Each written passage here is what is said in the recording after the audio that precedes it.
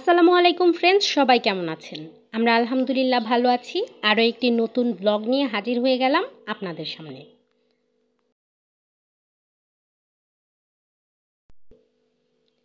সকালের নাস্তাটা করে ফেলেছি আর এই মাছগুলো নিয়ে নিয়েছিলাম। এখন মাছগুলো আম্মু কেটে ফেলবে আর আমি রান্না করে ফেলবো।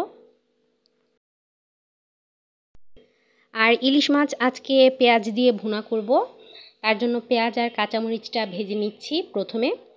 আর রান্না করব লাউ শাক। লাউ শাকটা ভাজি করব। পেঁয়াজটা ভাজা হয়ে যাওয়ার পর একটু পানি দিয়ে দিয়েছি। এখন এর মধ্যে মশলাগুলো দিয়ে দেব। আর মশলার মধ্যে ছিল হলুদ, মরিচ আর লবণ। আর আমি মরিচটা একদমই সামান্য পরিমাণে দিয়েছি, যেহেতু কাঁচামরিচ দিয়েছিলাম। মশলাটা সামান্য একটু কষিয়ে নেব।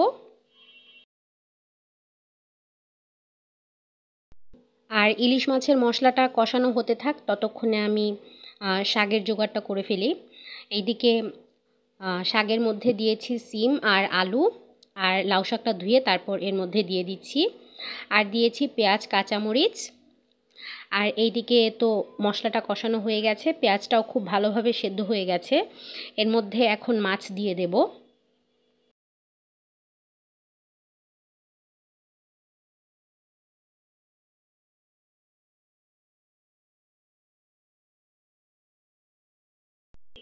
ইলিশ মাছগুলো এখন দিয়ে দিচ্ছি।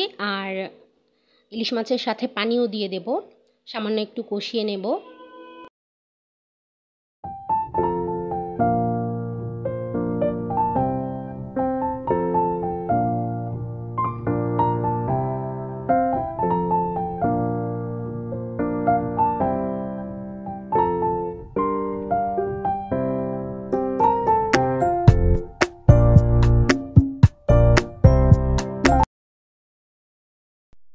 এই যে পানিটা দিয়ে দিচ্ছি এখন।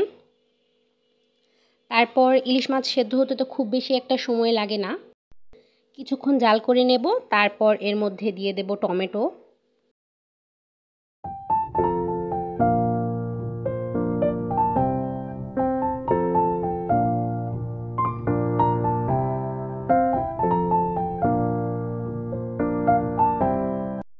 টমেটো আর সাথে কয়েকটা কাঁচামরিচও দিয়ে দেব।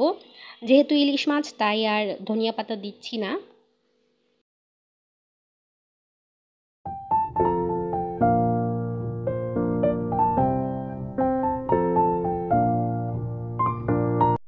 তরকারিটা হয়ে যাওয়ার পর আমি লাউ শাকটা সেদ্ধ করে নিচ্ছি।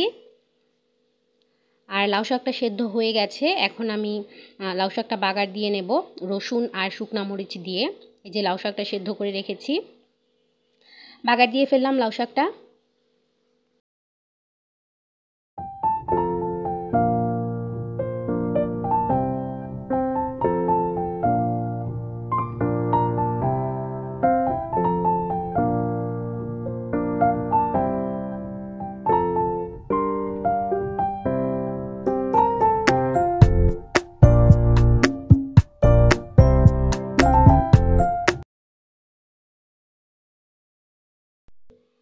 আর রান্নাবান্না কমপ্লিট করে আজকে এগুলো সব ধুয়েছি।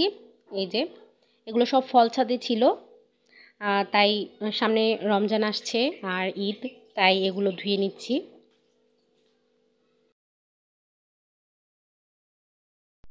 রমজানে তো এত কাজ করা সম্ভব নয়, তাই আগে এগুলো একটু একটু করে করে রেখেছি।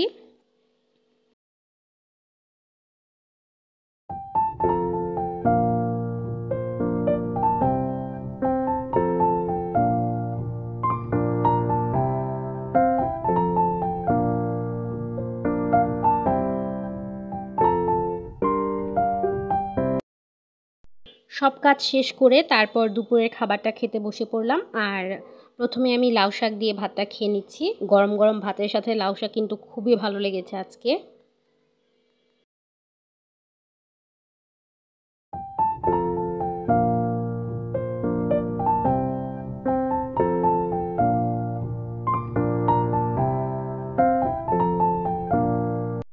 এরপরে খেয়ে নিলাম ইলিশ মাছ। আর ইলিশ মাছের তরকারিটাও খুবই মজা হয়েছিল।